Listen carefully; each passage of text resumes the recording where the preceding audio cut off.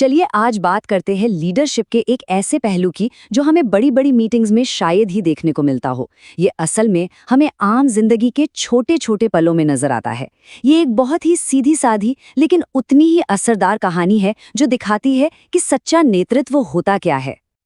तो इस पूरी बात की शुरुआत इसी सवाल से करते हैं। सोचिए जरा, जब कोई देख नहीं रहा होता, जब कोई तारीफ करने वाला नहीं होता, तब एक लीडर क्या करता है? यही वो सवाल है जो हमें लीडरशिप की असली परिभाषा तक ले जाता है। तो हमारी ये कहानी किसी कॉन्फ्रेंस रूम या किसी बड़े ऑफिस में नहीं शुरू होती। नहीं, बिल्कुल नहीं। इसकी शुरुआत होती है एक बिल्कुल मामूली से दिन में, एक ऐसी जगह पर जहां जिंदगी अपनी रोज की रफ्तार से चल रही थी। कुछ भी अनोखा नहीं, सब कुछ सामान्य। जरा नज़ारा सोचिए। एक सड़क के किनारे एक नारियल वाले की दुकान है।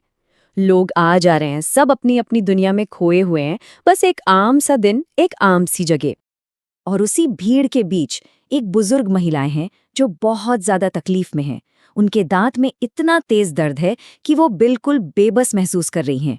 और अचानक उनकी ये तकलीफ उस साधारण से दिन का सेंटर पॉइंट बन जाती है। और बस इसी साधारण से पल में कुछ ऐसा होता है जो कहानी का रुख ही मोड़ देता है। ये एक असाधारण काम था, एक ऐसा रिएक्शन जिसने ये दिखाया कि दया और करुणा किसी पद या ओहदे के मोहताज नहीं होते। और यहाँ एंट्री होती है हमारी कहानी की मुख्य किरदार डॉक्टर नागलक्ष्मी की, जो कर्नाटक राज्य महिला आयोग की अध्यक्ष है। हाँ, उनका पद काफी महत्वपूर्ण है, लेकिन जो वो आगे करने वाली हैं, वो उनके पद से कहीं ज्यादा उनके इंसान होने को दिखाता है। अब जरा उनके एक्शन पर ध्यान दीजिए। उन्होंने सिर्फ देखा नहीं, बल्कि तुरंत एक्शन लिया। पहला कदम, उन्होंने उस महिला के दर्द को न सिर्फ देखा बल्कि उसे महसूस किया। दूसरा कदम, एक पल भी सोचे बिना उन्हें अपनी ही कार में बिठाया। और तीसरा कदम, ये काम किसी और को सौंपने के बजाय वो खुद पर्सनली उन्हें अस्पताल लेकर गई। ये है सीधा, सरल और असरदार नेतृत्व। लेकिन रुकिए, कहानी यहीं खत्म नहीं होती, क्योंकि सच्ची मदद का मतलब सिर्फ किसी को उसकी मंजिल तक छोड़ देना नहीं होता, है ना? इसका असली मतलब है ये पक्का करना कि उन्हें वो देखभाल मिले जिसकी उन्हें सख्त जरूरत है। तो जो आगे हुआ वो जिम्मेदारी की एक बेहतरीन मिसाल है।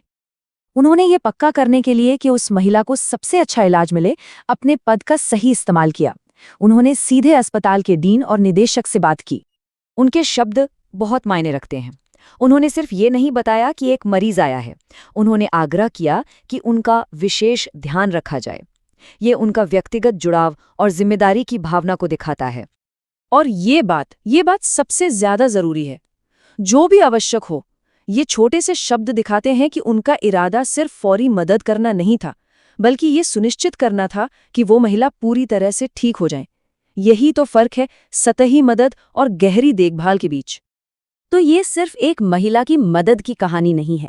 ये कहानी एक बहुत बड़े आइडिया को सामने रखती है, एक ऐसी ताकत जो किसी भी लीडरशिप का सबसे जरूरी हिस्सा होती है, और वो है मानवीय स्पर्श की शक्ति।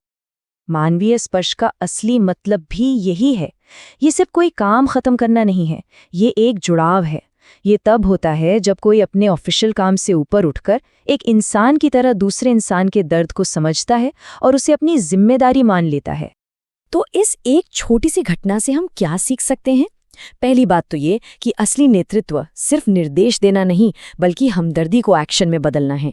ये हमें याद दिलाता है कि कभी-कभी सबसे छोटे छोटे काम भी सबसे बड़ा असर डाल जाते हैं। ये दिखाता है कि सच्ची सेवा का मतलब समस्या को नहीं, बल्कि उस समस्या के पीछे के इंसान को देखना है। और शायद सबसे जरूरी बात, ये साबित करता है कि अधिकार का सबसे अच्छा उपयोग करुणा और भलाई के लिए एक टूल के रूप में करना है। और ये कहानी हम सबके लिए एक बहुत जरूरी सवाल छोड़ जाती है। हमारे आसपास, हमारी अपनी जिंदगी में वो कौन से मौके हैं जहां एक छोटा सा मानवीय स्पर्श एक बहुत बड़ा फर्क ला सकता है?